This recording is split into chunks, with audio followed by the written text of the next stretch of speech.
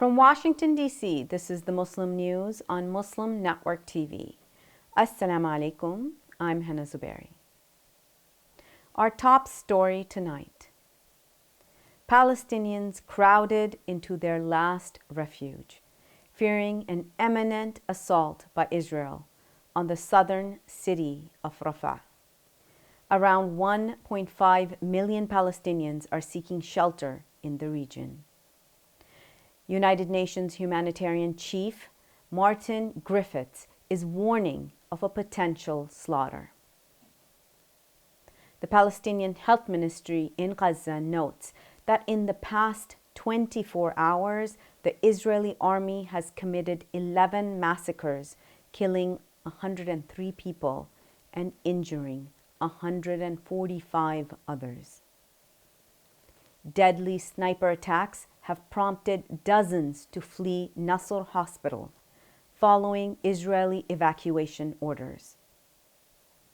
Videos shared by medics show evacuations from Khan Yunis Hospital amid ongoing strikes across Gaza.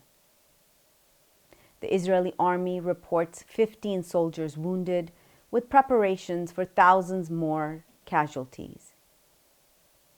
Israeli Army Radio has announced that the Rehabilitation Department is preparing to receive 20,000 wounded this year after receiving 5,500 last year.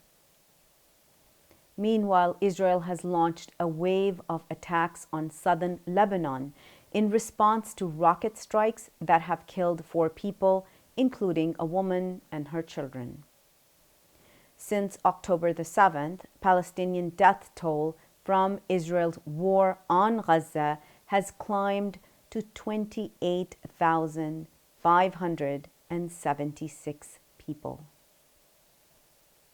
The Palestinian Health Ministry says 68,291 people have also been injured in the ongoing onslaught. Israel's war on Gaza has pushed 85% of the territory's population into internal displacement amid acute shortages of food, clean water, and medicine. Israel has been accused of genocide at the International Court of Justice, which, in an interim ruling in January, ordered Tel Aviv to stop genocidal acts. In related news, South Africa has petitioned the International Court of Justice, or ICJ, to consider additional emergency measures to protect Palestinians in Gaza. The move comes ahead of Israel's proposed expansion of its ground assault into the city of Rafah, which is in southern Gaza, bordering Egypt.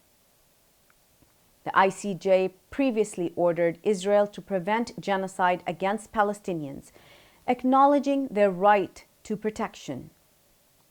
South Africa alleges that Israel's actions breach this order. It cites recent attacks on homes and mosques in Rafah, where more than 1 million Palestinians have sought refuge from Israel's offensive. In its petition, the South African government says it is gravely concerned that the unprecedented military offensive against Rafah has already led and will result in further large-scale killing and destruction. It said this offensive will be in serious and irreparable breach both of the Geneva Convention Against Genocide and the court's January 26th order. Emergency protests worldwide are continuing against Israel's anticipated ground invasion of Rafah in southern Gaza.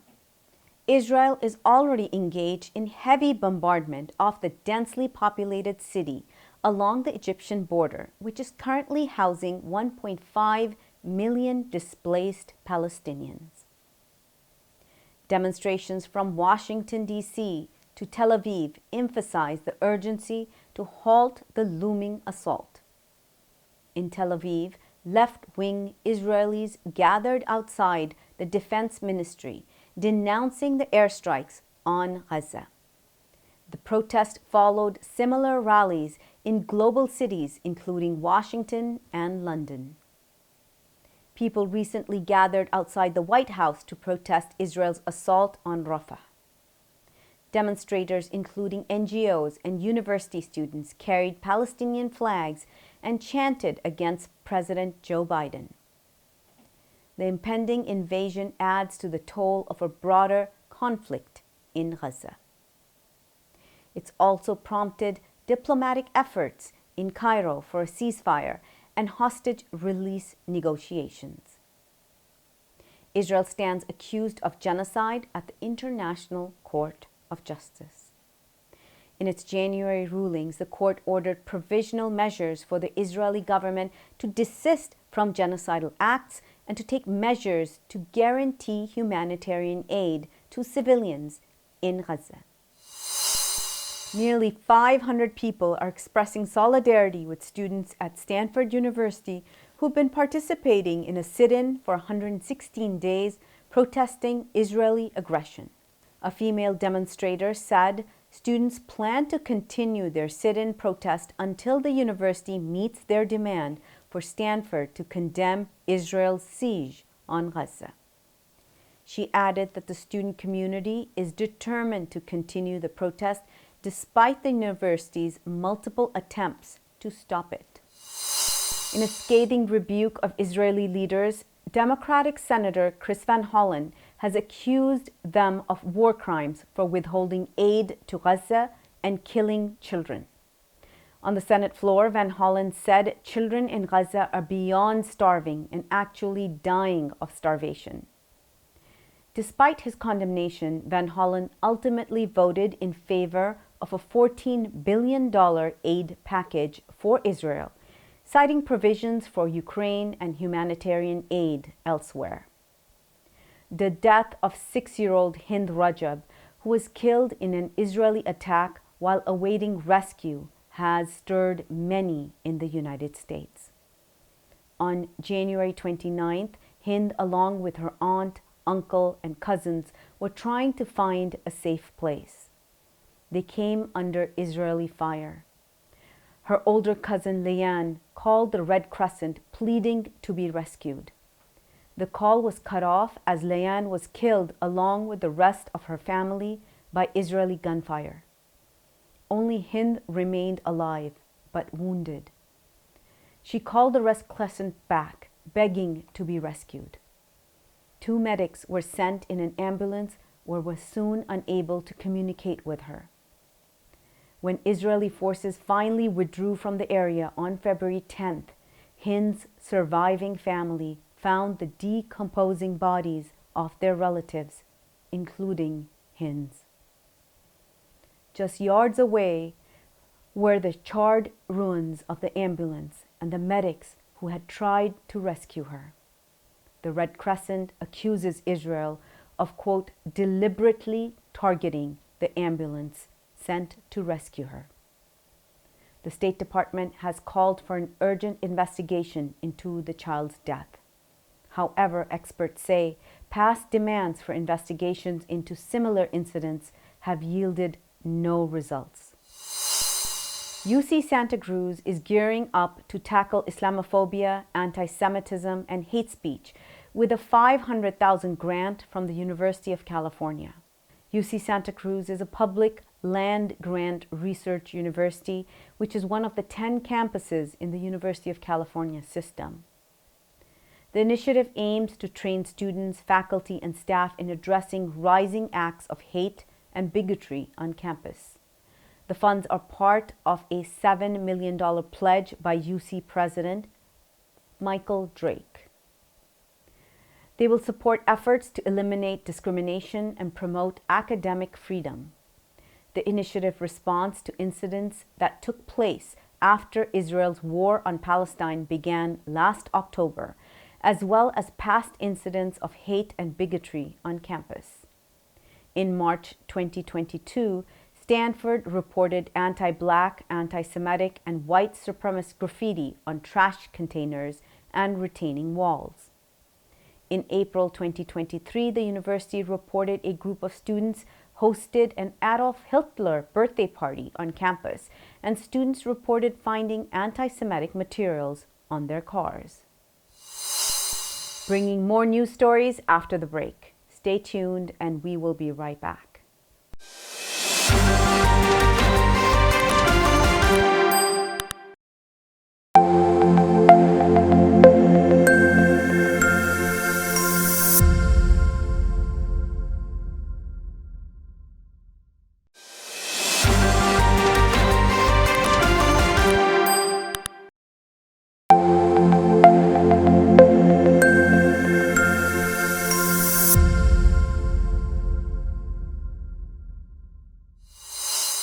Welcome back.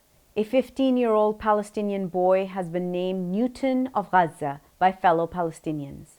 This is for his remarkable ability to produce electricity with mini wind turbines that he created from ordinary fan blades.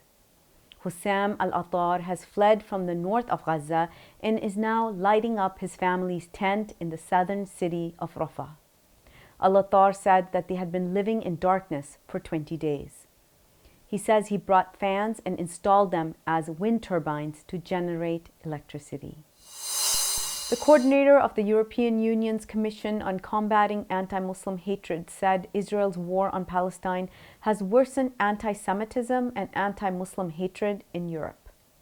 Marion Lalisse is stressing the importance of documenting incidents and raising awareness to effectively combat this rise. She has emphasized that EU's commitment to addressing anti-Semitism and anti-Muslim hatred equally in its action plan against racism. Lalisse says a major challenge has been the underreporting and insufficient recording of anti-Muslim hate incidents. She's advocating for building trust between law enforcement and Muslim communities. Lalisse has also underscored the need for a network amongst EU member states to share data and best practices. She addressed the recent European Court of Justice ruling on headscarf bans, suggesting neutrality policies could justify such measures. Lalisse condemned attacks on the Quran, which have taken place in Denmark and Sweden, and provocative and disrespectful actions against Muslims globally. The United Nations is warning of a deepening food crisis in Sudan due to ongoing war. Nearly 5 million Sudanese people face emergency levels of hunger, Martin Griffiths said on X. He's the Undersecretary General for Humanitarian Affairs and Emergency Relief Coordinator at the United Nations. Griffiths says that he has allocated $15 million from the UN's Central Emergency Response Fund to address the worsening food crisis. Since last April, Sudan has been mired by fighting between the army led by General Abdel Fattah al-Burhan and the paramilitary Rapid Support Forces. At least 12,260 people have been killed and more than 33,000 injured in the conflict, according to UN figures. Nearly 6.8 million people have fled their homes seeking safety in Sudan or neighboring countries. Several ceasefire agreements brokered by Saudi Arabia and the United States mediators have failed. The European Court of Human Rights upheld bans in 2 Belgian regions prohibiting Islamic halal slaughter without stunning. In 2017 and 2018, Flanders and Wallonia banned the slaughter of livestock that have not been stunned on animal rights grounds. The practice is still allowed in the capital region of Brussels. The measure was seen as effectively outlawing the Muslim halal and Jewish kosher traditions, which require livestock to be conscious when their throats are slit. Members of religious communities and several non-governmental agencies filed a case with the European Court arguing that the rulings violated the right to freedom of religion and were a form of discrimination. But the court found that both regions were within their rights to impose such a ban. It said that the measure had been an interference with the applicant's freedom of religion, but it was justified as a matter of principle and could be regarded as proportionate to the aim pursued, namely, quote, the protection of animal welfare. It found the rulings were not a form of discrimination, including because they allowed for reversible and non-lethal stunning. A court is charged with ruling on violations of the European Convention on Human Rights, which has been ratified by 46 countries. President Joe Biden has strongly criticized Donald Trump's recent remarks suggesting Russia could attack NATO allies who do not meet defense spending requirements. Biden labeled Trump's comments as dangerous and unbecoming of a former U.S. president. Biden emphasized NATO's significance in safeguarding freedom and security. He underscored Trump's disregard for fundamental principles. Trump reiterated his stance during a rally in South Carolina.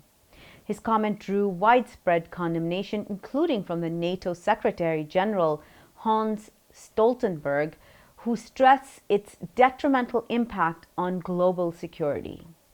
Trump's assertion that non-paying NATO allies would not be defended and his encouragement for Russian aggression sparked concerns about his commitment to international alliances. Biden reaffirmed his dedication to upholding NATO's core values and criticized Trump's transactional view of the alliance. Just a few days ago, Trump gave an invitation to Putin to invade some of our NATO allies. He said if an ally didn't spend enough money on defense, he would encourage Russia to, quote, do whatever the hell they want, end of quote. Can you imagine a former president of the United States saying that? The whole world heard it. The worst thing is he means it. No other president in our history has ever bowed down to a Russian dictator. Well, let me say this as clearly as I can. I never will. For God's sake, it's dumb, it's shameful, it's dangerous, it's un-American. In a closely watched special election, Democrat Tom Suozzi won New York's 3rd congressional district, replacing expelled Republican George Santos. Suozzi's win prevents Republicans from bolstering their slim House majority. He will complete Santos's term after the latter's expulsion over allegations of fraud. Suozzi, a former congressman, focused his campaign on experience and unity, defeating Republican Mazi Pilip. The race, which is pivotal for November's elections, addressed key issues such as immigration, Israel's war on Palestine, and abortion. Suozzi emphasized unity, while Pilip targeted immigration and U.S.-Israel relations. New York City Mayor Eric Adams praised his win. Suozzi's win sets the stage for November's re-election bid in the New York district. That's all from our Washington, D.C. studios tonight. Thank you for tuning in. You can subscribe on our YouTube channel and hit the bell icon for the latest updates. For more content, keep watching Muslim Network TV or visit muslimnetwork.tv. Assalamu alaikum and good night.